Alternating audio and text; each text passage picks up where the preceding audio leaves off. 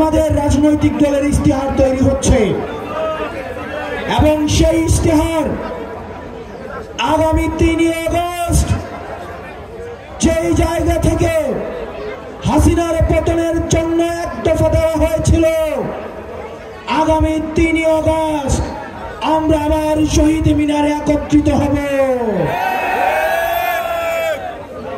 গত বছরের 3 আগস্ট ছিল হাসিনা পতনের ইশতেহার, এই বছরের 3 আগস্ট হবে স্বৈরাচার মুক্ত বাংলাদেশ গঠনের ইশতেহার।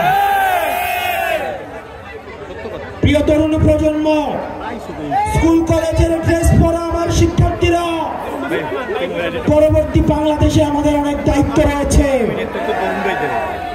আমাদের উপরে মানুষের ভরসা রয়েছে, আস্থা রয়েছে।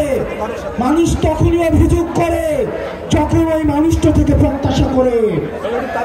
মানুষ আমাদেরকে নিয়ে অভিযোগ করে কারণ মানুষ আমাদের কাছ থেকে প্রত্যাশা করে। আমাদের এই প্রত্যাশা, এই এনসিপি থেকে মানুষের প্রত্যাশা দিন দিন এই প্রত্যাশার পারদ বাড়ছে। এই প্রত্যাশার পারদের আমাদের দায়িত্ব বাড়ছে। এখানে যতজন মানুষ এসছেন, আপনাদের বাংলাদেশের প্রতি দায়িত্বশীল হতে হবে। আমরা এনসিপির প্রতিনিধি হিসাবে আপনাদের সামনে আপনাদের সন্তানদের রেখে যাচ্ছি। পরবর্তী বাংলাদেশ বিনির্মাণের ক্ষেত্রে, পটুয়াখালীর কণ্ঠস্বর হয়ে ওঠার ক্ষেত্রে, পরবর্তীতে পুরো বাংলাদেশে পটুয়াখালীর প্রতিনিধিত্ব এনসিপি থেকে যারা করবেন তারা হচ্ছেন আমাদের জহিরুল ইসলাম মুসা ভাই। আমরা জহিরুল ইসলাম মুসা ভাইকে পরিচয় করাই দিচ্ছি। আমরা আপনাদের সামনে পরিচয় করে দিচ্ছি আমাদের অ্যাডভোকেট শাহিন ভাই। পটুয়াখালীর প্রতিনিধি হিসেবে সারা বাংলাদেশে যারা প্রতিনিধিত্ব করবে আমাদের অ্যাডভোকেট শাহিন ভাই। আমাদের সালাউল্লাহ ভাই রয়েছেন আমাদের পটুয়াখালীর প্রতিনিধি হিসেবে। আপনারা জানেন পটুয়াখালী হচ্ছে সবসময় আপনাদের হচ্ছে বিপ্লবের হচ্ছে পূর্ণভূমি।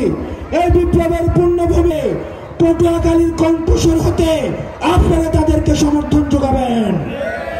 প্রিয় পটুয়াখালীবাসী, আপনাদের সাথে লড়াইয়ে দেখা হবে। আমাদের পরবর্তী যুদ্ধটা আরো বেশি কঠিন। আমরা বলতে চাই, বাধা দিলে বাঁধবে লড়াই এবং এই লড়াই আমাদের যুদ্ধ হবে। ইনকিলাব ইনকিলাব, এনসিপি এনসিপি।